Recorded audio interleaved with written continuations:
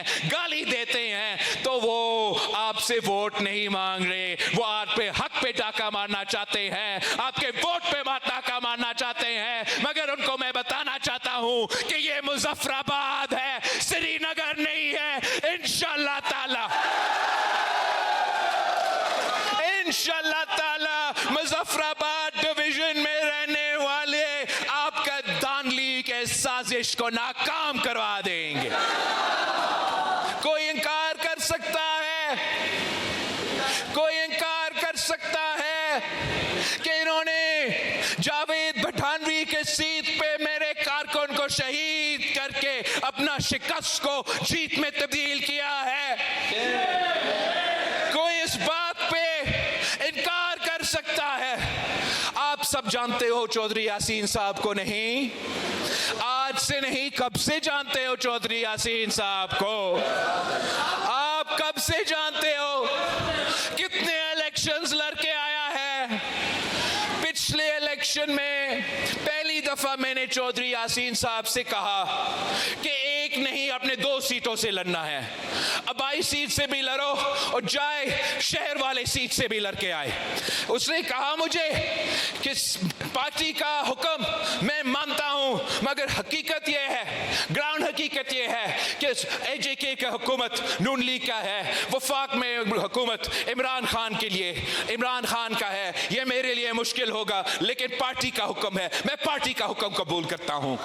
और अगर उस इलेक्शन में जनरल फैज के दौर में सिलेक्टेड राज में चौधरी यासीन साहब दोनों सीटें निकालते हैं, इसके बावजूद कि इन पे गोलियां चले, इसके बावजूद कि इनके बेटों को जेल में बंद किए गए, 2 सीटें निकाले। अपने अबाई गांव का सीट निकाला, अबाई हल्का निकाला, और वो शहर वाला सीट, मीरपुर शहर की सीट, कोटली शहर की सीट, जो हम कायदे अवाम शहीद जुल्फिकार अली भुट्टो के दौर में जीता था और उसके बाद किसी एक इलेक्शन में नहीं जीते थे।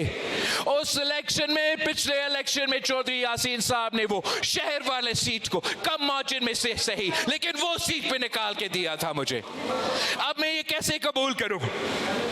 मैं ये कैसे कबूल करूं? मैं कैसे कबूल करूं कि इस इलेक्शन में वही चौधरी यासीन दोनों सीटें से लड़ रहा है, अबाई सीट से भी, शहर वाले सीट से भी। बॉयकॉट का माहौल है, बॉयकॉट का शोर है। एक तरफ पीटीआई कह रहे हैं कि नहीं बॉयकॉट करो, दूसरी तरफ ये एहतजाज करने वाले कह रहे हैं कि बॉयकॉट करो। फिजा ऐसे कुछ है। मगर इस माहौल में भी चौधरी यासीन साहब वो शहर वाली सीट से, बड़ी लीड से, पिछले इलेक्शन से बड़ी लीड से वो सीट मुझे जीत के दिलवा देता है। फिर जो अबाई सीट है, वो अबाई सीट में आप 30 पोलिंग स्टेशंस को कब्जा करें, 30 पोलिंग स्टेशंस पे कब्जा कर पे थप्पे लगाते हो। उसका मैं वीडियो प्रूफ सबूत, मैंने वीडियो सबूत दिया है अपना सोशल मीडिया पे, आज भी देख सकते। और आप अपना शिकस्त को, चौधरी यासीन की जीत को तानली करके जोर जबरदस्ती चौधरी यासीन की जीत को शिकस्त में तब्दील करे तो हम नहीं कबूल कर सकते हैं। हम क्यों कबूल करें? और मैं आपको बताना चाह रहा हूं, मेरे पास वो 30 पोलिंग स्टेशंस का रिजल्ट्स मौजूद है, और जहां बाकी हल्का में 40 to 50% तो मुश्किल से टर्न आउट हो रहा है, वो 30 पोलिंग स्टेशंस पे 90% टर्न आउट है।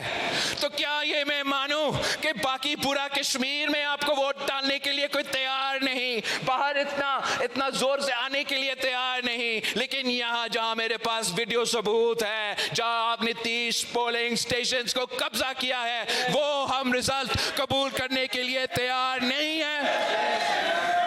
और हम मुतालबा करते हैं इलेक्शन कमीशन से कि अगर आप इस धांधली में मुलविस नहीं थे तो फिर आप साफ और शफाफ तहकीकात करें, रीपोलिंग करें और मीरपुर और डिवीजन के अवाम के साथ, कोटली के अवाम के साथ इंसाफ करें।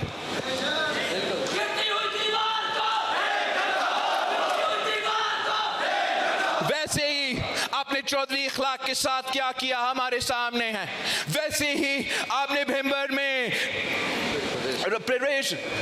कश्मीर का परवेज अशरफ साहब के साथ जो किया है, मुझे मालूम है। मैं अपने कारकुनों को बताना चाहता हूं कि हर चोरी शुदा सीट, हर चोरी शुदा वोट मैं इनसे छीन के आपको वापस दिला दूंगा, इसका आप फिक्र ही ना करें। जहां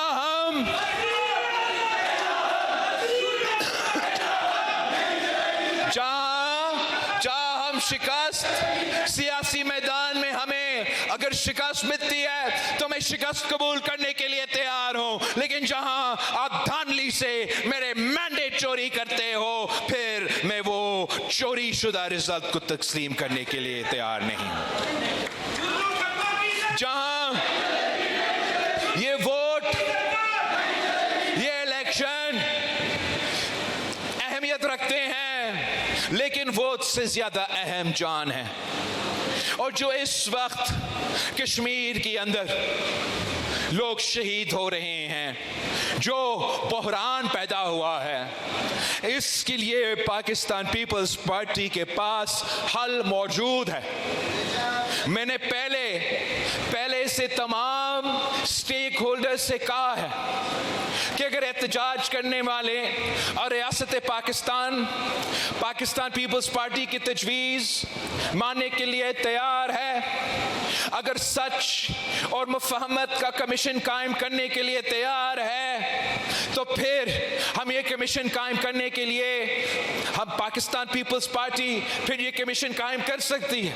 और हम एहतजाज वालों से कह सकते हैं कि जब तक ये कमीशन अपना रिपोर्ट मुकम्मल नहीं करती तो अपना एहतजाज बंद करे।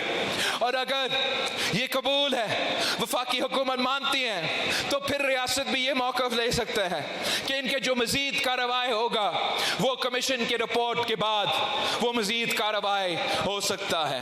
मैं ये मुतालबा हुकूमत से ताल्लुक़ रखने वालों की तरफ से नहीं रख रहा हूँ, मैं ये मुतालबा एहतजाज करने वालों की तरफ से नहीं रख रहा हूँ, मैं हर वो कश्मीरी के तरफ से ये मुतालबा रख रहा हूँ जो ना हुकूमत से ताल्लुक़ रखते हैं, ना एहतजाज करने वालों से ताल्लुक़ रखते हैं। वो सिर्फ अपना ज़िंदगी जीना चाहते हैं, कारोबार करना चाहते हैं, रोज़गार करना चाहते हैं। मैं हर वो कश्मीरी का बात कर रहा हूँ जो ना एहतजाज कर रहा है, ना हुकूमत का हिस्सा है, मगर वो चाहते हैं कि अपना कश्मीर में अमन कायम किया जाए। वो चाहते हैं कि दुनिया में कश्मीर का वो चेहरा जाए जिस पर हम फख्र कर सके। तो इसलिए हमारा ये मुतालबा है कि सच और मुफाहमत का कमीशन मानो, अगर नहीं मानते